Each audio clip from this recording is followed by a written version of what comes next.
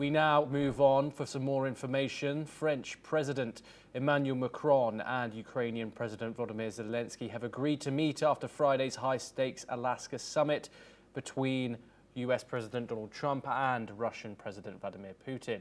The LC Palace confirmed the plan but gave no date nor location, saying the two leaders maintain continuous and close dialogue.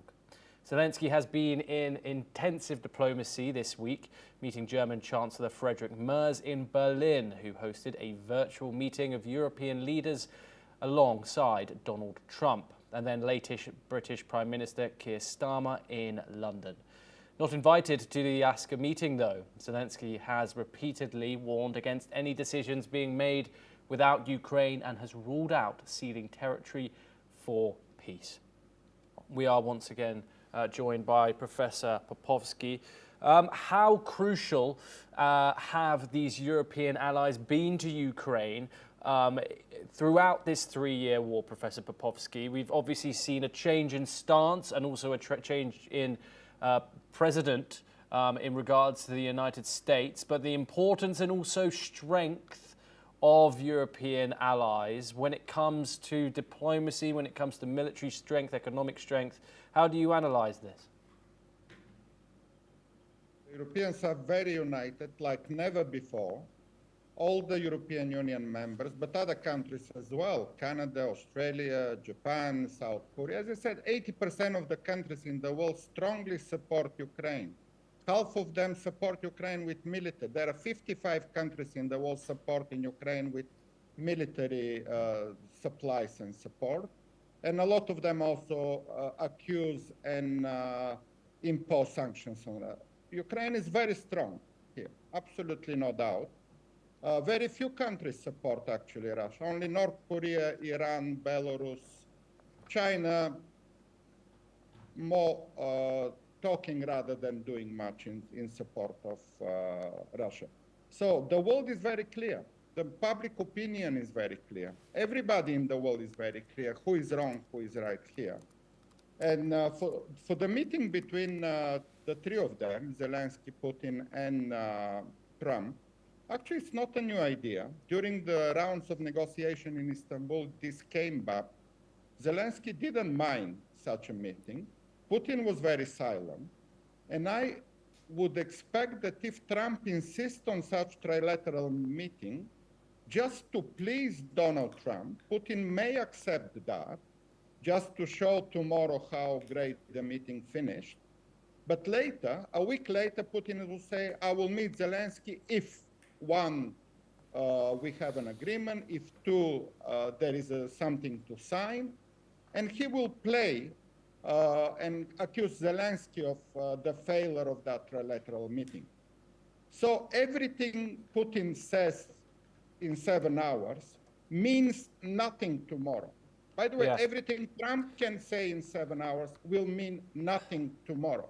These two, Putin and Trump, can change their mind tomorrow, and whatever they say in 7 hours will mean zero development, because those two cannot be trusted.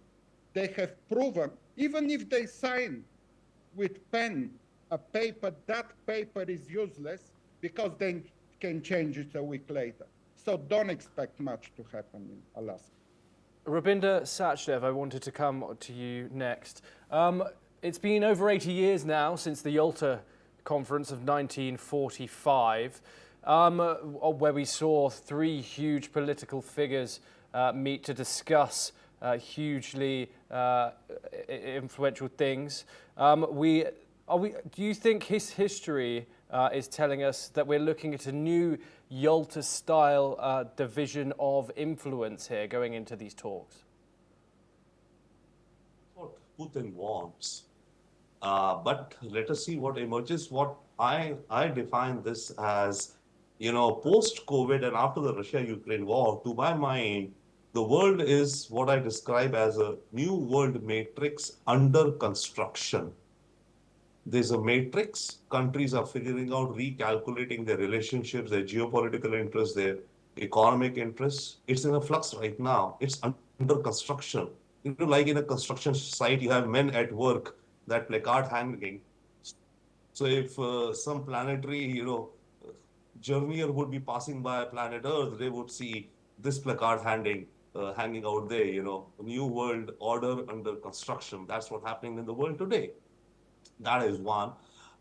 Secondly, yes, Putin would very much like for Russia to be back in the play in the world order, along with America, or carve out some areas of influence out there. But it really is, I mean, it seems that there's a dead end or a log jam.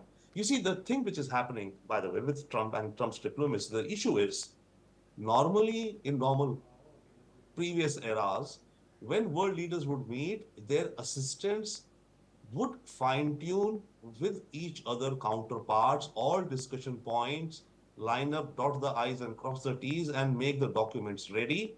Both sides agreed, and then the leaders would meet, right? And then, yeah, show whatever agreement done. In Trump's case, what he wants to negotiate himself. Right. So that's why he says, I will meet Putin and I will negotiate with him. I will sit down with Zelensky and I will negotiate with him. That's where American foreign policy is running into, you know, like complications. Because you go back to the Zelensky meeting in the White House, right, when he got such a, you know, drubbing down. Ideally, before Zelensky had come to Washington, D.C., Ukrainian officials and American officials should have sat down, figured out what is to be, you know, achieved as an outcome in this meeting. The mineral deal, at that time it was that, you know, $500 billion of minerals of Ukraine, etc., or a peace. Apparently, Zelensky came in thinking he's going to be talking about a peace deal. Trump was thinking of wanting to finalize a minerals deal. So the gap, I think, which is happening is this, that Trump wants to negotiate himself directly with other world leaders. And that's why each meeting with any world leader can be unpredictable, because Trump may agree, may not agree with that world leader, or that world leader may or may not agree with Trump. So the outcomes are very unpredictable.